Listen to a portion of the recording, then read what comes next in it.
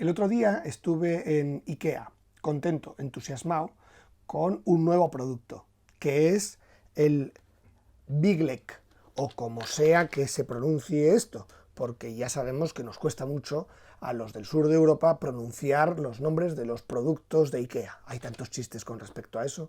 Pues este producto está hecho en colaboración con Lego y para mí era muy atractivo.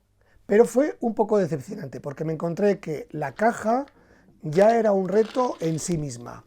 Me recordó a una caja que no se puede abrir. Primero, no parece una caja, pero estas cajas, que son imposibles de abrir, si no conoces el acertijo, son muy típicas de Marruecos. La caja sí se puede abrir. Tienes que saber que la caja se puede desplazar por ahí. Después tienes que mover esto.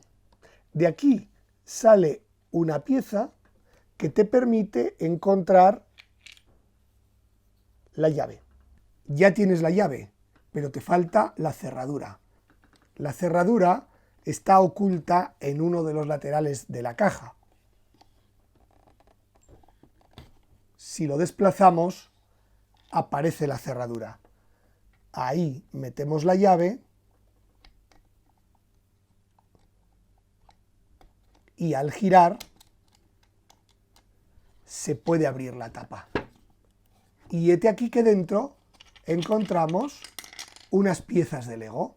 ¿Y qué ocurre con esta caja? ¿Es un acertijo? Por mucho que busques la forma de abrirla, por muy sugerente que te esté resultando el contenido, no podrás acceder a él hasta que no te decidas a destrozar la caja. La tienes que romper porque es la única manera que vas a tener de poder llegar al contenido. Y el contenido es atractivo, pero también tiene serios problemas de diseño. Bien, primera conclusión, la caja ya no te sirve para nada. No tenía misterio, solo tenía la posibilidad de romperla para poder acceder al contenido. Como hemos visto, esto era aparentemente un libro, el lomo de un libro en una estantería, un libro de madera que era una caja que no se podía abrir. Resulta que la caja de Biglek lo que no se puede es cerrar.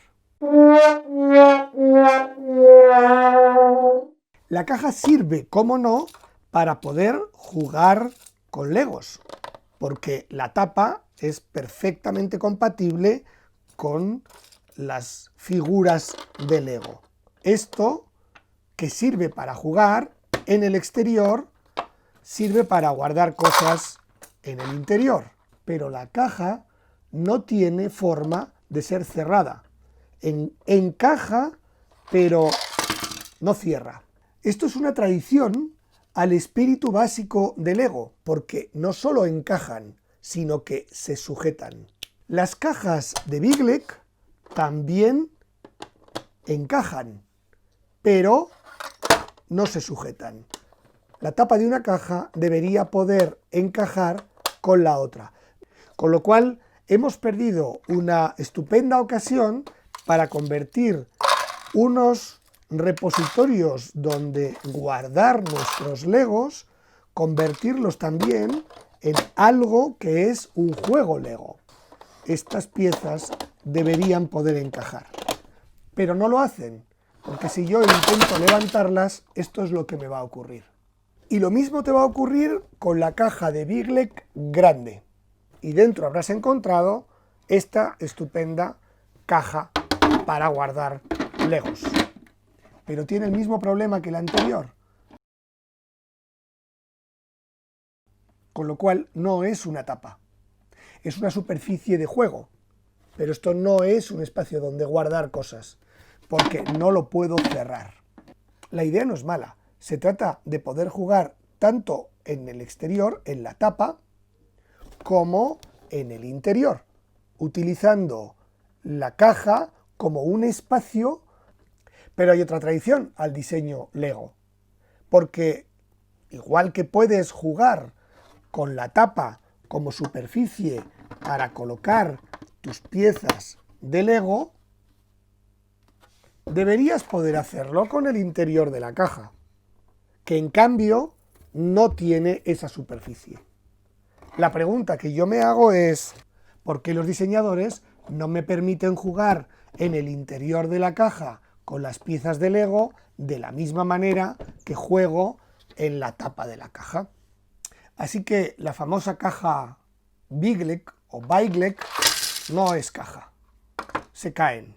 No es por enmendarle la plana a los diseñadores suecos, pero si tenemos el ingenio de un artesano marroquí, probablemente podamos generar un cierre para la caja.